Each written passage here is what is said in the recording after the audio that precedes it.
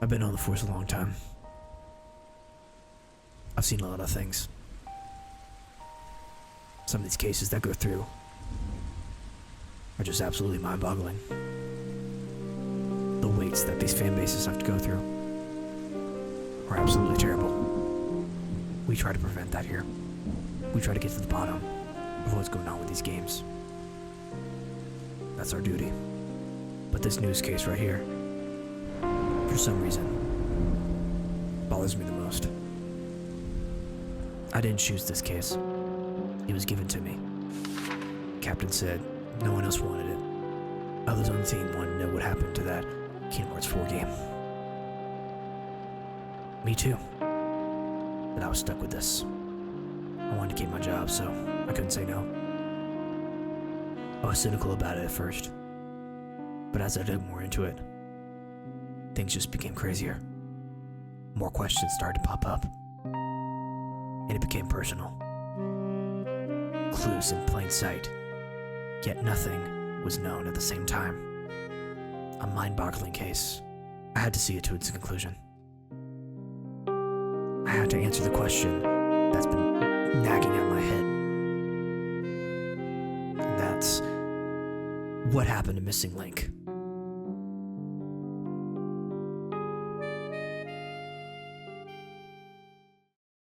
Well, before we answer that question, we gotta ask another one.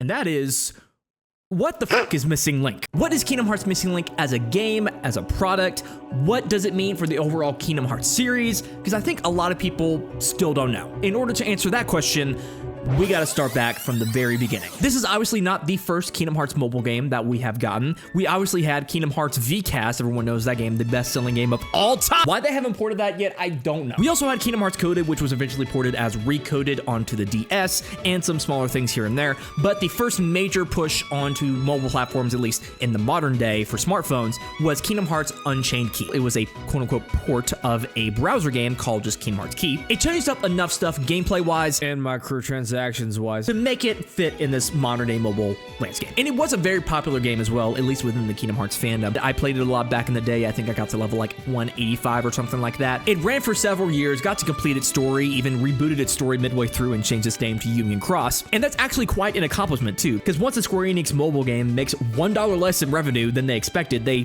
drop it like a bad habit. So the fact that it went on as long as it did and even got a spin-off is kind of crazy. A lot of people complained, me included, that in order to understand the greater Kingdom Hearts story and lore, you had to play this mobile game with full of microtransactions and stuff with month between story updates sometimes. Gameplay for me wasn't too much to write home about. It featured a system of medals with different characters featured on them, and there were some pretty boss medals out there, and if you put the time and effort into it, you could probably get a good deck going on there. But when it came down to playing it, you just swipe left on the screen or tap the screen if you wanted to just do a basic attack, and a lot of the good medals were hidden either behind very grindy mechanics or microtransactions. Again, this is a mobile game. I stopped playing it after a while, just watched the story cutscenes on YouTube, which I think a lot of other people did. Dark Road brought back that classic Kingdom Hearts key style with the cards instead of the medals this time.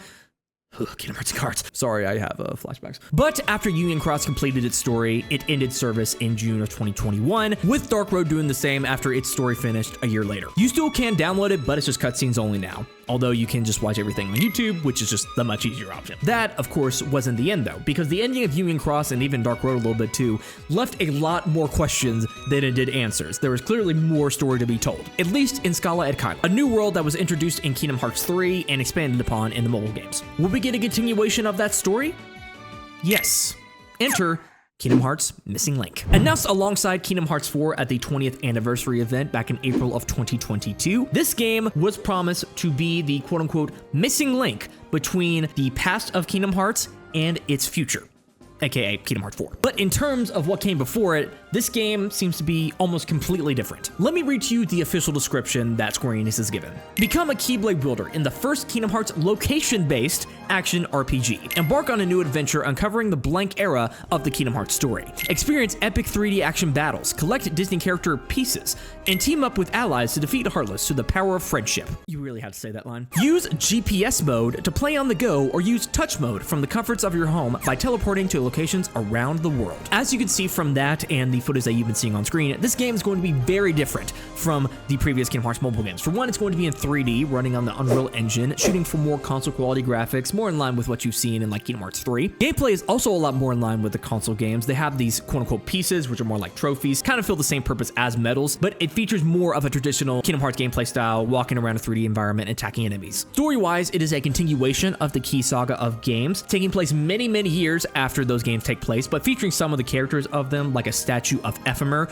during the game, and a hint of Brain being in the game as well, featured in some of the trailers. It is still a prequel to the entire series as a whole, though. Similar to Pokemon Go, the game takes GPS data from your phone and generates a astral plane of Skull Egg Kylum around you based on the buildings and the heights in your surrounding environment. You can find Heartless in this astral plane to fight and use to get more experience and jewels and in-game currency, though there's the non-GPS touch mode, which I think you can just go to any major city and go do stuff in there. Put a pin on that GPS feature right there.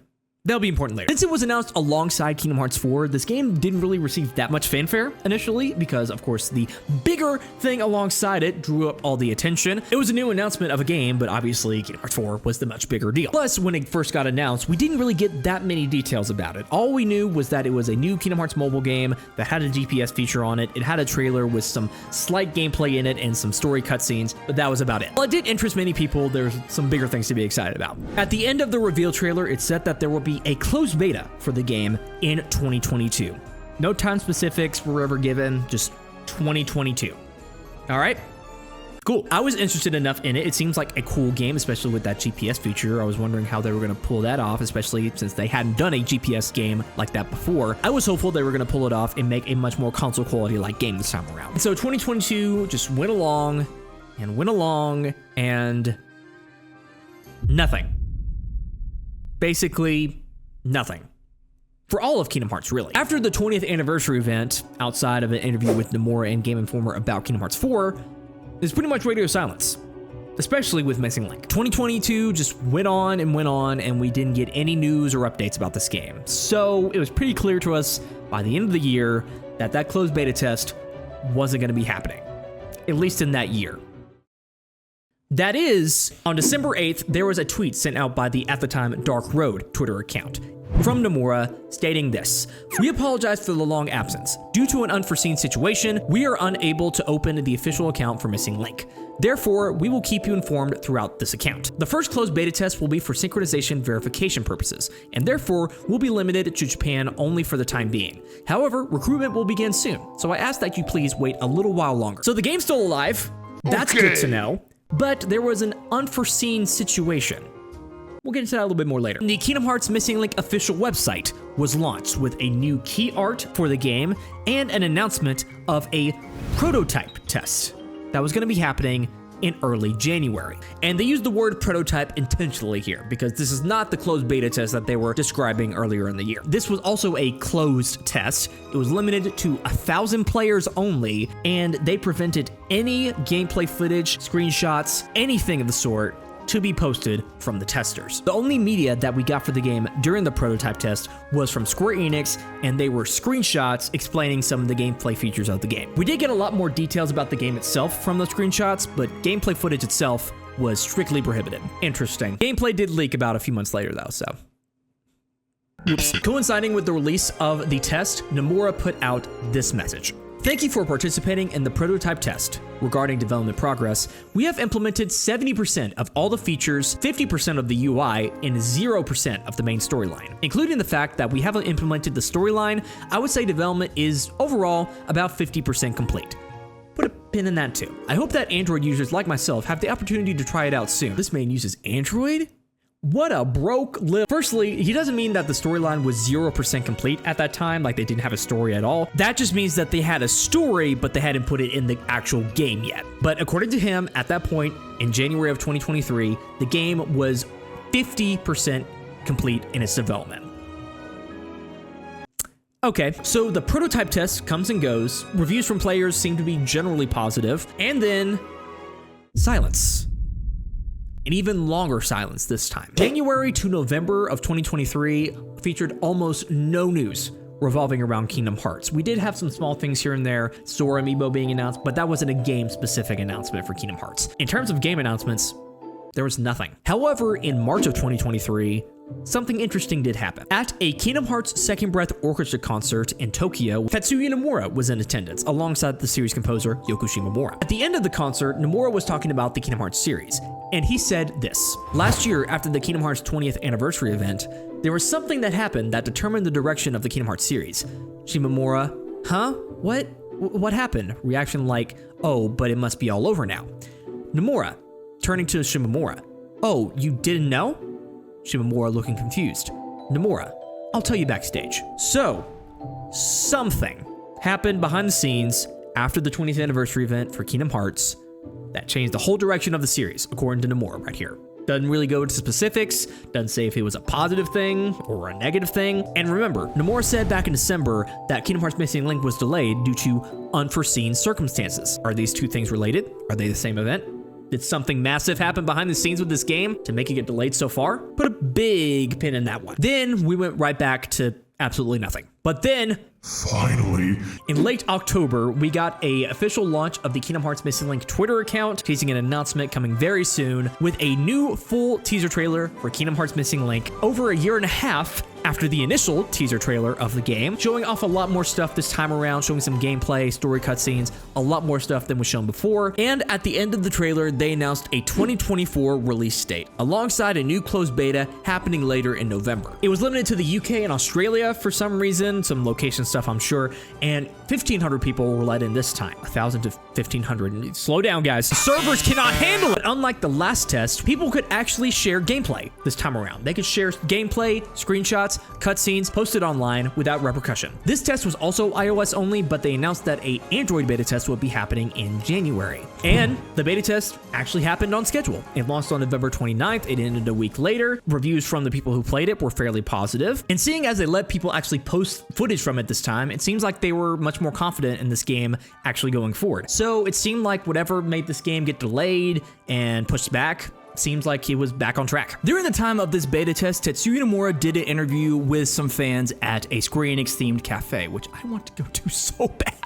Look at this. There was a lot discussed during this panel that he did, but I want to focus on a few things specifically. Firstly is that they showed an exclusive trailer at this event that still has not been shown yet. They like to do that with Kingdom Hearts trailers for some reason. It revealed that there are going to be worlds in this game, like Olympus, probably Dwarf Woodlands, a Pinocchio one, and a handful of other worlds as well. There's apparently going to be a much shorter gap between story updates, unlike there was with Union Cross and Dark Road, where sometimes there's like a year even between story updates. All the cutscenes in this game will be fully voice acted, and didn't say if it was going to be an English version or not, but I'm assuming there is. Though the cutscenes will not be as complex as we've seen in the opening cutscene with new characters like Remus and stuff. He stated that it would take a year just to get that all complete. He also mentioned something about player housing too, which is just adding another feature onto this thing. He said that the game is overall not looking to be compact, and that he's looking at levels of previous Kingdom Hearts games, like full Kingdom Hearts games worth of content. They even added Bluetooth controller support to make it that much closer to the console games. And remember, this is a mobile game we're talking about, with fully voiced cutscenes, quicker story updates than last time around, even though it's much more complex. Player housing, much more complex story, not trying to make it compact. They're getting pretty ambitious for this mobile game right here, aren't they? But a big old pin on that note right there. We were waiting for the official announcement of the dates for the January Android beta test, and nothing. Again, for the entire month of January, they didn't say a word about that Android beta test. That is until January 30th, the last day in January, they said this. The closed beta test of Kingdom Hearts Missing Link for Android, which was set for January 2024, has been postponed. The postponement of the Android version is due to the conclusion that further adjustments are necessary to ensure that the game can be played comfortably on a wider range of devices.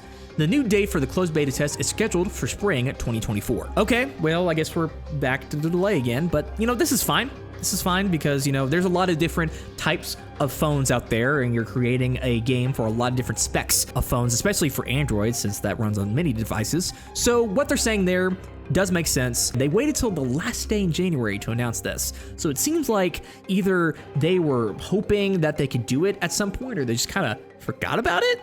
Been in that. 2 months go by, and on March 29th, they announced that the beta test is rescheduled for April 25th to May 2nd. Okay, great. We're back on track now. This game is back on track. It's gonna have this closed beta test, but then we're gonna get the open beta test for everyone else to try out, and then eventually the full release of this game soon enough. So let's get ready for this. It got delayed again. By a week, yes, but it got delayed again. A week before it was supposed to start, we got the announcement that the Android beta test would be delayed by a whole week, starting at the original end date of the original beta test. They said it was to implement some changes based on feedback from the iOS closed beta test. And as kind of a consolation and to test it a little bit more, they said that another iOS beta test would be happening alongside it. Same regions as the last test, still small amount of players as the last test, though it was 1,500 on each platform, so 3,000 players total. But it eventually did happen, and we did get some more story cutscenes this time around, including some characters that might be connected to some characters in the future of Kingdom Hearts. Prominent Kingdom Hearts YouTuber Damo was part of this test. If you want to see more about it, you can check out his video. Now that those beta tests were done, it seems like a open beta or a full release of the game was going to be coming fairly soon. And in late May, the Missing Link website was updated to say that pre-registration was starting soon, meaning that you could pre-register your account for the full release of the game. Then these little wafers that come with Ichiban Kuji, basically these like little prize toys, talking about that pre-registration is open now. This actually leaked a couple days earlier than it should have. It should have come out on May 31st or June 4th. So that was implying that those were the days that pre-registration was going to start. Those days come and nothing. It still says pre-registration information coming soon on the website, but as of now, we still have nothing.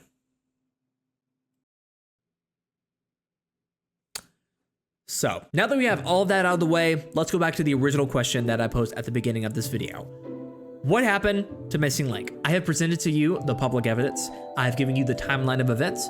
And now that we have all that, let's dissect it and try to figure out what's going on with this game. I have a few main theories as to what might be happening with this game. This is based on the public information that we have so far, which is relatively not a lot. Also, these theories are not like one big reason as to why this game is being delayed so much. These are individual factors that I think might be affecting the development of this game, because something's happening with it. These theories are in no particular order. Let's go. Theory number one. Technical difficulties. This kind of encompasses a lot of different things that might be going wrong with this game, but the main thing that might be causing problems, I think, is the GPS system. From what I can tell, making these kind of systems is hard because you have to interpret the GPS data from someone's phone, turn it into a procedurally generated environment on the fly, seemingly including all of the heights of the buildings, including the roads and the possible hazards that could be in the way, identifying what needs to be turned into what. The prototype test, which was originally going to be the beta test, it was seemingly just for the GPS feature. It said just for synchronicity, which I'm guessing is the GPS feature. They didn't really go into detail about that. Dragon Quest Walk, another GPS game that they have though, has been out for a while and it seems to be working just fine. So maybe I'm just thinking about all this the wrong way, but still it may be causing issues. Maybe the gameplay wasn't working out too well. Maybe the graphics they were originally shooting for, what seemed like in that trailer, were too high for the specs that they wanted to have the game fall with them. Gameplay problems, location problems, other general bugs like that. Whenever they announce a delay for this game, it's always for some technical reason, whether it be for synchronicity purposes or the iOS version having some issues that they want to resolve further. So there may be a lot of technical difficulties going on with this game and it's hampering its development progress. Number two, whatever happened in 2022. Like Nomura said, something happened with Kingdom Hearts in general in 2022 to shift the entire direction of the series. Not just Kingdom Hearts Missing Link, but Kingdom Hearts 4 and whatever projects they're working on behind the scenes. And I really don't have any solid clue of what it could be, but I have some possibilities. Instead of the direction that they originally intended to take the future of the Kingdom Hearts series, maybe they changed their minds a little bit. They wanted to shift something in terms of the series feature going forward, and so they had to delay everything massively for that. There may be some internal politics thing going on at Square Enix that we don't know about, like they recently did a restructure of their development studios. It may be causing problems behind the scenes, and it may lead to development slowing down on Missing Link as a result. But another possibility brought up by my friend Neosai is that Disney decided to get more involved in a good way. Disney's been making a lot of big investments in gaming as of recent, as made evident by the Epic deal that they made where they put their characters into Fortnite. That process, I think, started around the time that Kingdom Hearts 4 and Missing Link were announced. So maybe after those games were announced, Disney came and said, hey, we want to invest more into the series. Here's a lot more money. Do a lot more with these games than you originally intended to. So maybe they take some time to reevaluate what they wanted to do with Missing Link and decide to change some aspects of the game. That is just complete, utter speculation on our part. We have no basis to really say that that's a fact. Anything could really be possible, but something happened behind the scenes. We'll know about it maybe someday, but as of right now, we don't. Number three, big ambitions. If I were to give like a number one biggest factor as to why this game is taking so long, this might be it. As Nomura said in that interview, he has no plans to make this game compact. They want to have fully voiced cutscenes. They want to have quicker story updates with those kind of cutscenes in it, including most likely Japanese and English voice acting. They're possibly thinking about player housing. They have a big GPS feature that's very baked into the game, but they also have a non-GPS mode where you can go to anywhere in the world. This game is in 3D instead of 2D, and it follows a much more traditional Kingdom Hearts gameplay style. And they're even including Bluetooth controller support on top of that for that reason. They're shooting pretty high for a mobile game of all things. So maybe Nomura or the team's ambitions are getting maybe a little too ahead of themselves, and it's just taking longer than they would expect it to. And they keep on expecting the game to come out at a certain point, but they realize that they need more time, so they delay it a little bit more. It's kind of linked with the first theory because these big ambitions can lead to a lot more features going in and maybe some more technical difficulties. But it also could kind of go the other way too. Maybe they ran into a thing where they got too ambitious for the game when they initially revealed it, but maybe they were like, okay, this is a little bit too ambitious for us for what we wanted to do initially, so let's scale this back and let's work on trying to make it to where it's feasible on a large number of devices, because that's one of their priorities for this. Point is, they have big ambitions for this game and they're trying to make it work. Another theory that I kind of have is Kingdom Hearts 4 being involved. Since this game is so linked with Kingdom Hearts 4 and the story of that game and the story of the series going forward, maybe Kingdom Hearts 4 is getting some delays of its own and they are waiting for the optimal time to start the story of Missing Link so it can coincide with the ending of Missing Link or a part of the story of Missing Link that coincides with Kingdom Hearts 4. They also might be stockpiling cutscenes and story elements to make sure that they have enough stuff to do a shorter span between story updates like they mentioned they wanted to do. There's a lot of other things that could be happening too. Square Enix recently got a new CEO and he may have a different vision for the mobile gaming side of Square Enix, and they may be readjusting priorities to other things. They made too many promises about it to really cancel it, but resources could be getting allocated to other places and it could be causing some issues. Also, Square Enix just has a habit of announcing games way too early, right when they start development, so that might be what's going on here too. I've been hearing this rumor as well, but I cannot confirm it, but apparently a developer said that they're waiting for the optimal weather to put out this game, because this summer, as we all know by now, it's one of the hottest on record, so it might not be the best time to put this game out right now. Wait for the weather to cool down, for people to have a better environment to walk outside and actually play this game in the way that they sort of intended. The thing that really gets me about this game, though, is that whenever seemingly progress is made on this game, at least in the public eye, they have a beta coming out, they have a new trailer, they have new stuff talked about in the game, something happens to pull it back. It's always one step forward, two steps back with this game, and I wonder why that is. That's why I call this video The Curious Case of Missing Link, because there's so many odd elements of this story. The multiple delays, the technical difficulties, the GPS feature, the trailer looking so different from what we got in the beta. Ambitions, pride, love, sex, drama, all the good things you need in the story are here. So what happened to Missing Link? I don't really know, but I do think that they're getting really ambitious with this game and something happened with Kingdom Hearts behind the scenes. In time, we'll probably figure that out, but until then, we're just gonna have to wait. Like we always do. Thank you for watching this video. Sorry this video took so long to make. Life throws you curveballs sometimes. But yeah, this has been Matt. And I'll see you guys in the next video. Whatever that's gonna be. So yeah.